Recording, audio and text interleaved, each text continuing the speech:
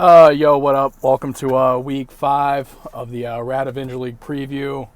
It's hot as fuck outside, and my district manager decided to show up and blow my fucking spot up inside, and we have book club tonight, so I can't record at home. So you're getting this Republican mad at Starbucks style. Good news is actually from here I can still hit the fucking Wi-Fi in the store. Actually, this shit sucks dick. So yeah, anyway, yeah, we're doing this for my car. I tried to test out the AC audio because it's really hot outside and it's getting hot in here. I don't know. Hopefully you can hear me better in here. It should be controlled a little bit more.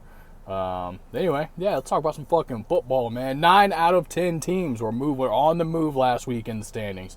I finally got dethroned, knocked out of first place. The lone team that did not move, Mr. Train Runner himself, Raleigh Pool, still has yet to win a game. Let me make sure. 1, 2, 3, 4, 5, 6, 7, 8, 9, 10. Where are we? Okay, perfect. All right. Anyway, yeah, Raleigh has yet to win a game. Train is finally off the tracks fully. At this point, I think we can declare the run over. Come on, dude. You told me you logged out. There's the fucking... Okay. All right. Our website sucks dick, by the way. I forgot. All right, we got Clay in first place at 3-1. Dawson in second. Cameron in third. All three of those. 3-1. Yeah, great. The two newcomers and Cameron, who's also kind of a newcomer. And then we follow that up with Wade starting off our batch of 2 and 2s. Then we have Andrew, then myself in 6th place as the last playoff team if the season were to end today. Damn, it's hot as hell in here. And then John, Tim, they're 7 and 8, finishing up our 2 and 2s. And then we have Charlie at 1 and 3 in 9th place. And then all the way down at the bottom, Big Dumpers himself, Raleigh Pool. Just an abysmal season, man. I've been there. I've been in your shoes. Especially after such a, I'm not even going to call my 23 season a dominant run, but obviously after a lot of success, a lot of sustained success, have a season like this, I mean, it sucks. You really hate to see it. He really just does not deserve it, even a little bit. Anyway, last week the wheel was the best defensive special teams. John won with 19 from the Lions.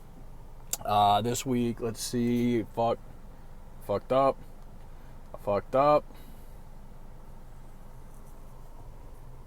know if y'all can see that. Here you go.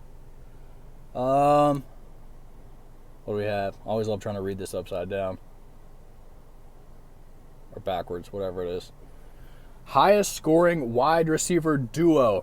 So for those of you who weren't here last year, that exclusively, the reason we put duo is that does not include your flex. You cannot stick a third. I mean, you can stick a third wide receiver in your flex, do whatever you want to as your lineup, but it will not count towards your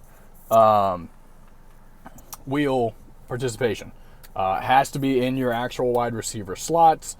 Nothing like, best 2 out of 3. Nothing. The two guys in your wide receiver slots are the only ones that count. So this is one of the few that could change how you actually set your lineup, depending on how you like your flex.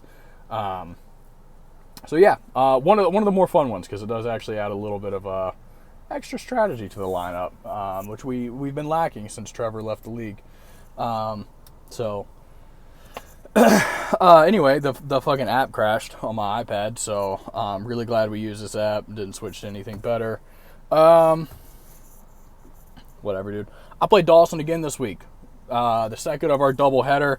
Now he is in a little bit of a pickle because Tyreek Hill's knee bent backwards, so you got fucked there.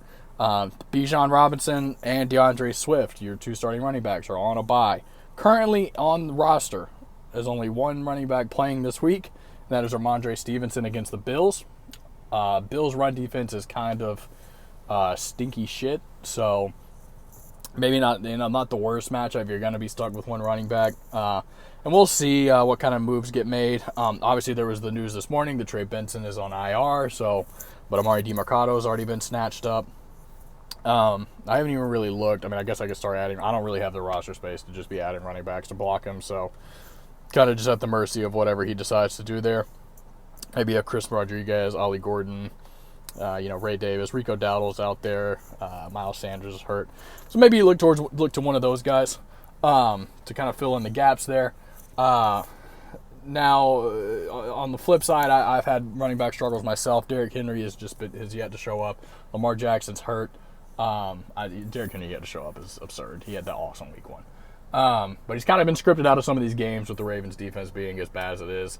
So I mean, you literally not having a running back is I almost would take over, having to stick Zay Flowers in your wide receiver slot with Cooper Rush throwing to him, for instance, because you traded Deebo Samuel yesterday, you fucking idiot. So yeah, there is that. But a lot of the scary is gone from his team this week. And I was kind of looking ahead to this matchup and knowing that this is going to be the situation. You had Bijan on a bye. There's nothing, there's no way to get around that. That's the best player on your team. That's the guy that's got you in the top half of the rankings at this point. You've built up enough cachet where you can tank this one, and if you fuck around and steal it, I mean, you're sitting pretty to just kind of coast the rest of the season. By every metric imaginable, I should win this matchup. I have my lineup for the most part. I mean, you're missing Lamar, but I replaced him pretty quickly. And then you're missing a tight end and a defense. Like those are absolutely replaceable positions. I would like to get Ricky Pearsall back in the lineup. I just with Thursday and he's injured and Mac Jones, I just don't think it's going to happen. I think I'm just going to have to ride it out with Zay, and just hope that Cooper Rush can force feed him the ball. Yeah, I mean. I said this last week that Dawson was in a must win just because you were kind of looking at this week as a probably going to lose, and he did. He won. So you set yourself up nice, and if you can steal this one, you're probably just going to make the playoffs pretty easily. Oh, by the way, I forgot to mention at the top of this. Shout out to Wade for this week's thumbnail. All his idea. He texted me probably, what was it, Thursday, Friday? I'll have to look at the actual text, see what day it was, but it was so fast. So shout out to Wade for this week's thumbnail. Fuck you, Raleigh. And speaking of, he's got Clay on the docket this week. Now you got Justin Fields back last week. He had one sick run. I think he actually put up really good fantasy day. Yeah, 29 points in week 1 and 27 in week 4. So he's played 2 full games this year, and he's been probably QB1 both times, I think. At that week 1, people were putting up like 35 and 36. Shit was crazy. But yeah, I mean, in terms of points per game, yeah, I would assume he's leading the pack there, up around Lamar, Josh Allen numbers, maybe even better just because he's played fewer games. But yeah, I mean, the rest of this lineup, you got Josh Allen on the other side playing New England in prime time on Sunday night. Let's just go and look at Josh Allen. He's elevated up to QB1 with Lamar having kind of that stinker game where he got benched. I don't even know what New England's up to. I think they got their what's his name? The other one, Christian Gonzalez. Yeah, I think they got him back this week. So the secondary should improve. The defense is looking fine. I don't even think I really got into it with Ramondre, but I think the Bills defense is going to keep him in a lot more games than they really should be in. The run defense especially. I mean, that defense was just giving up yards fucking left and right. Now on the look, the app's fucking up again. That's crazy. Now, where Wade is going to get into a little bit of a trouble is he does have the ETN matchup against Kansas City, who just came off shutting down the Ravens, and obviously Kansas City playing with a little bit of urgency, kind of still with a losing record. They're still 2-3. So really in a must-win situation there with a defense like theirs. I get kind of scared going up against a defense like that that's playing with their tail on fire, and we're already a good run defense anyway. Now, Achane, I think he's going to be the main beneficiary of the Tyreek Hill injury. You would probably look at Jalen Waddle. I think it's going to be Achane and possibly Darren Waller. I don't really believe that, but we saw what Jonas Smith did last year, so maybe it's in the cards. Maybe Maybe I had the best pickup of the year, even though I'm probably going to drop him tomorrow for Travis Kelce or one of the other tight ends you guys just dropped. So, yeah, I mean, I think at this point, you're already kind of force-feed Achane. He's the best player in your offense. Now you've lost one of your deep threats, your only real deep threat. So, not that Tua was getting the ball to him anyway, but yeah, I do think he's going to be the main beneficiary there. And we also had A.J. Brown go on Twitter and start bitching this week. So we'll see if he gets force-fed targets. They are against Denver, so he's probably going to get Surtain. I'm sure Surtain will go back and forth between him and Devontae. But, I mean, that is a matchup you don't love anyway. I didn't realize you had Chris Olave starting this week.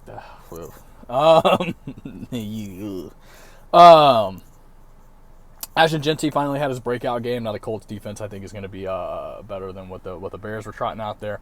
Geno just can't stop fucking turning the ball over, man. That shit is crazy. But you like what you saw out of Jeanty. He finally got the touches. It looks like he's had his breakout game. We'll see if he can carry that over into this week. And the big new acquisition this week for Clay was Deebo Samuel in a trade with yours truly. Terry McLaurin, I think, is still out, and it looks like Jaden Daniels has been cleared to play. So obviously, you would hope that the Deebo can kind of get back to that elite form there. Yeah, I mean, he's really going to be the only like consistently competent target that you've got there. I mean, you could get Zach Ertz, but he's literally geriatric. Now the website has this projected as a 110 to 95 for in favor of Wade. I think a lot of that has to do with Troy Franklin being shoved in the lineup. Why is Troy Franklin shoved in the lineup? Because Jawan Jennings is hurt, Roma Dunze's on a bye, and yeah, okay, well, that's why. This is I didn't even look at the rest of this. This is a pretty tough week for Clay. Yeah, Clay, it looks like you're going to be taking an L. Him and Dawson, it looks like the most fucked off the buys. Normally I would do an in-sync pun because the buy started this week, but Wade gave me gold on the thumbnail, and it's, the second Raleigh wins, that shit's out of the window, so I can't use it anymore. Yeah, Wade's probably going to take the win this week. And if that's true, that's already 4 3-2 teams that we have. I haven't looked at Cameron's matchup yet because he's the last 3-1. Who is he playing? It's Timmy, who's 2-2 and projected to win. So I mean, there's possibilities already that we have 6 3-2 teams going into next week if everything shakes out as it is. John has Raleigh, so he could be the 7th. And Andrew has Charlie, so he could be the 8th. So we could be staring, I didn't even realize this, next week we could be staring down 8 3-2 teams with a 1-4 and an 0-5. That's just a parity that I've never really seen before. Now, I'm sure it's not going to work out that way. Charlie or Raleigh is probably going to pull an upset. One of the other teams is probably going to lose that shouldn't.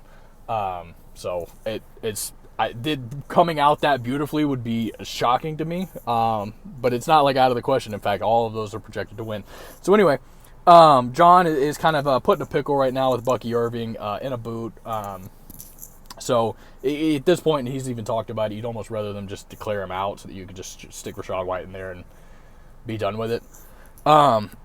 George Pickens coming off of a monster game as the definitive wide receiver one in Dallas. And look, I like Dak Prescott. I think he's a great regular season quarterback. I would never trust him in the playoffs. He sucks in the playoffs. I've never trust him there. But in the regular season, he's fun to watch. He's a good quarterback. And he's got to have somebody to throw to. So that's literally the only person left with CD out. So you would kind of expect him to keep up the success that he had. Did I skip Tim and Karen? What the fuck happened here?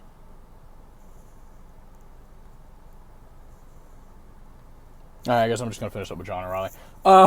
So my bad. I was scrolling through the matchups and I went too far and I didn't go back far enough. Anyway, Bucky Irving's hurt. George Pickens is wide receiver 1.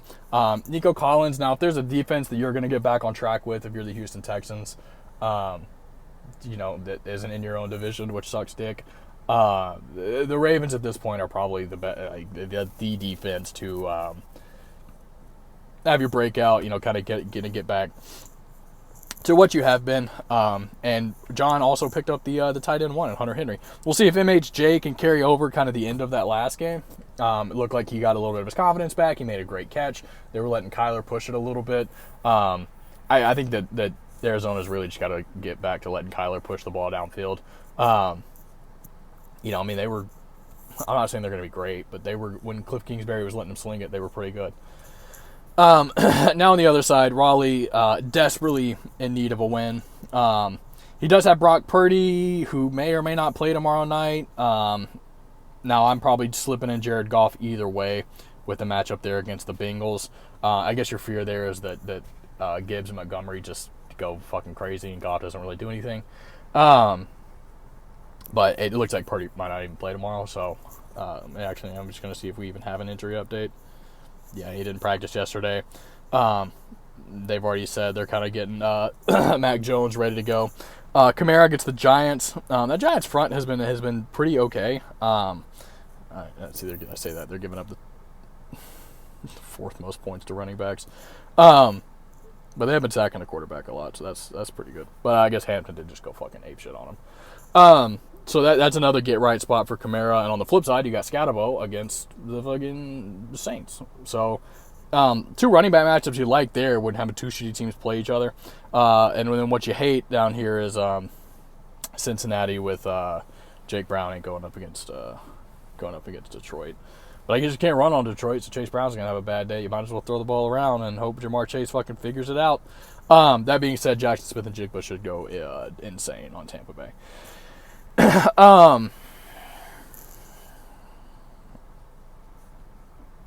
Yeah, I mean, look, I'm gonna go. The Bucky Irving situation is bad. Once again, if you can just sit him out and just plug in Rachaad White and call it a day, it's probably the best case scenario. But yeah, I'm probably gonna go with John winning this one. Didn't even talk about Mahomes against the Jags. That should be a bloodbath. Yeah, I'm gonna go with John winning there. All right, and let me go back to the game I was originally supposed to talk about, which was Tim and Cameron. Actually, I guess I don't even know. I'm lost, taught in here. Now you got Philly against Denver. So you got Philly against a solid defense, and that's what you fear. You know, I ran into this last week with the Ravens against the Chiefs, and all of a sudden, you know, I turned a day that was, I think I was projected like 135 at one point, and then didn't even break 100 just because Lamar and Derrick Henry got shut down. So that's what you fear in these games where you have all these, you stack a lot of these players, is you run into a Denver defense that's pretty good, and all of a sudden you can't do shit because none of your players have good matchups. That being said, James Cook and Amon-Ra St. Brown have disgusting matchups. James Cook has New England. He's going to run on them a little bit. Amon-Ra has the Bengals.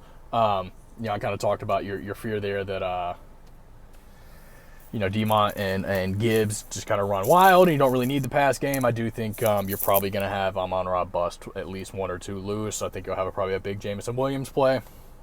So I think there is room there for the passing game in Detroit to have major success. I just don't think they're going to need it past like the second quarter. Now, on the other side, I talked about Dak Prescott. I mean, you go up against a team like the Packers in prime time. Now, you were at home. You know, Dak Prescott loves the Dome. But he fucking showed us something, man. He came out. He competed. He played his ass off. He was just chunking it up to George Pickens. It looked good. So no CD, no problem. We talked about it a lot in the offseason. I was a big believer in Dak this year in the regular season. I think if they do find a way to fuck around and make the playoffs, they're probably just going to shit down the britches again. But maybe this is the year with no expectations that they figure it out. So you like that matchup again with the Jets. I think the Jets can be thrown on. They give up yardage, they give up chunk plays. So you love that there. Now J.K. Dobbins, you don't like that against Philly, against a good Philly front. You love Breece Hall against Dallas. Dallas can be run on left and right. Josh Jacobs had 3 touchdowns, was going crazy. And you got no Braylon Allen still in touches. So you're going to get a workhorse Breece Hall against a bad defense. You absolutely love that matchup. Now where Cameron's going to run into some trouble is he's obviously still missing CeeDee Lamb. It looks like he's still not trusting Ladd McConkey, and I don't really blame him. So you've got Stephon Diggs stuck in there as your wide receiver 2 behind Xavier Worthy. I think Xavier Worthy could be all the way back, especially when you're still missing Rashee Rice. He had a great week last week. Every time I looked up, he had the ball in his hands. 14.6 points without a touchdown. I mean, he was just receiving, rushing. It doesn't matter. He was getting touches, and that's all you can ask for. So I do like that against a little bit of a struggling defense in Jacksonville. Don't like Stephon Diggs, especially against Buffalo, but you know, it is what it is. That's who you got to try it out there. Now, I'm actually gonna lean towards Cameron a little bit on this, and that's because of the Breece Hall and the Dak Prescott matchups. The Cowboys Jets matchup, which could sneaky turn into a little bit of a shootout. I think he's going to propel Cameron a little bit, and it also has more to do with the Eagles playing a very tough defense in Denver. Talked about them maybe trying to force feed A.J. Brown just to kind of shut him the fuck up. That might work against Patrick Surtain, but I just don't think so. So I am going to go with Cameron there to kind of upset the bullshittery that I was just talking about. But let it be known that Tim is projected by the website to win, so the bullshittery is still on the plate.